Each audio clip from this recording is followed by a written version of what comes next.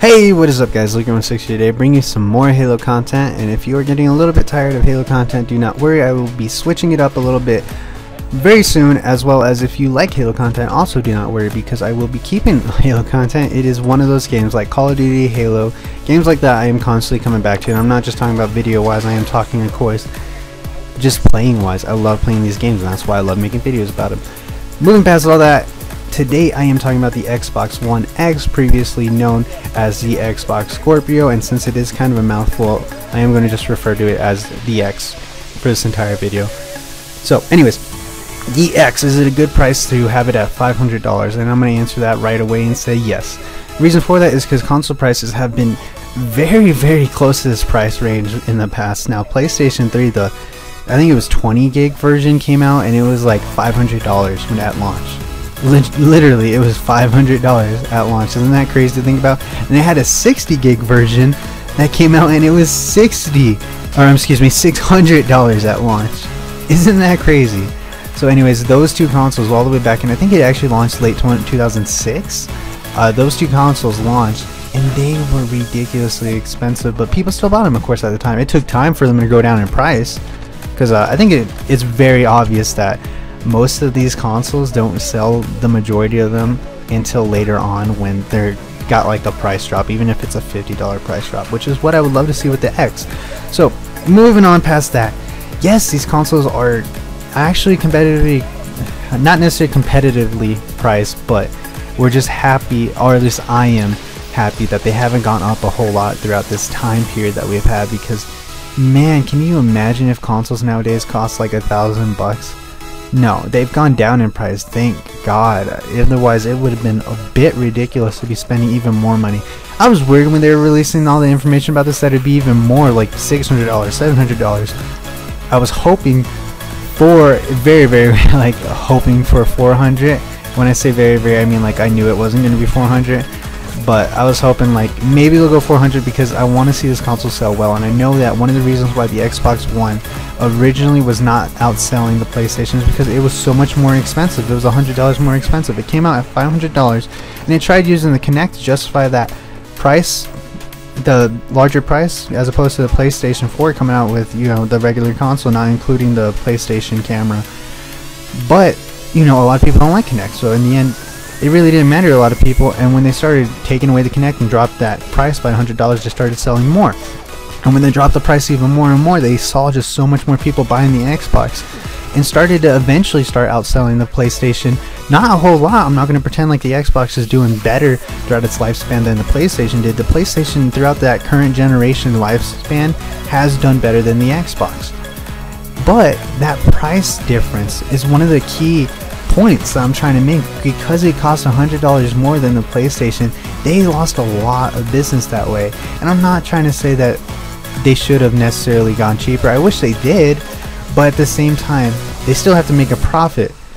So I don't know what the actual cost is to produce these things. Probably, you know, relatively low. They're probably making a lot more money off these consoles than they are selling it by. Hopefully not. When I say a lot more, I really shouldn't say that. I mean, to me, I wouldn't be surprised if the amount that they were making was less than $100 for every time every console someone bought. I wouldn't be surprised if their profit was less than $100. At the same time, I wouldn't be surprised if it was more, because honestly, I don't work in that industry. I don't know how much it costs to make these consoles. But that being said, though, I do know what it's like to be a consumer. Obviously, I am one. Obviously, you are one too. That's why we're watching this video together. Well, I'm talking, you're watching. You get the point I'm trying to make. Anyways, with that all being said, when the Xbox and the PlayStation 4 and the Xbox One originally not just got released, but even when they announced it, the technology inside of it was already dated. It's not necessarily bad, but it wasn't new, super interesting technology.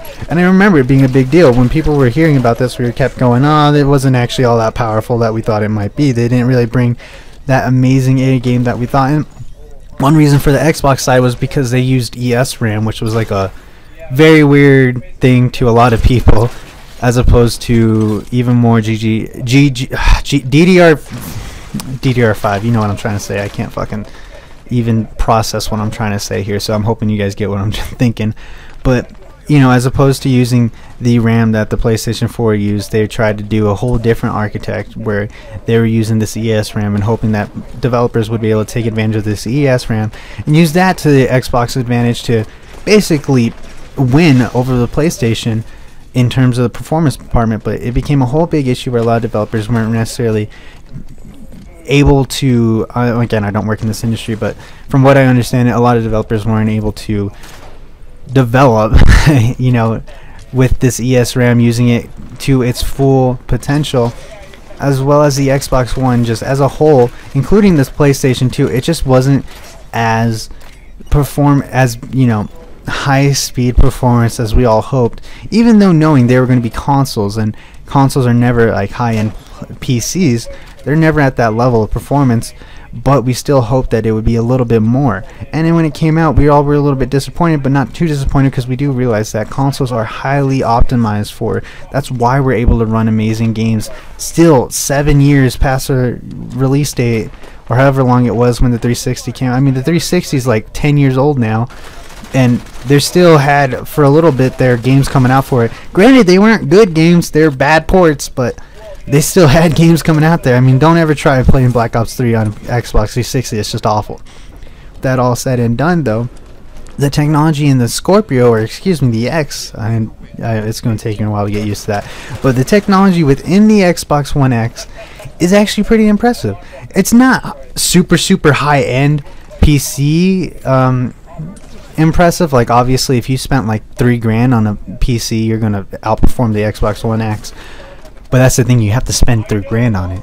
If you spend $500, even back when the Xbox One came out, and I saw a lot of videos, people trying to make, you know, Xbox One killers with $500, and they were kind of lucky if they were even able to kind of match the performance with the $500 that they used on PC building.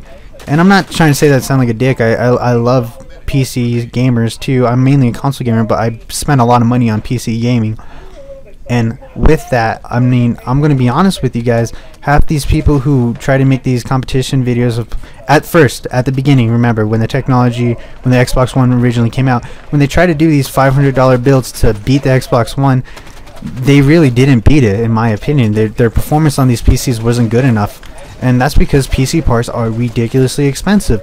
And Microsoft, Sony, all these, Nintendo too, but you know, Nintendo's not really considered performance-wise the same level as Microsoft and Sony. But Microsoft and Sony, they buy these parts in bulk. They have amazing engineers trying to get every last drop of performance out of these systems, so they are able to get these parts cheaper. Granted, they are not the best parts out there, but that's because they're not trying to sell a console for $1,000, and $500 is hard to beat.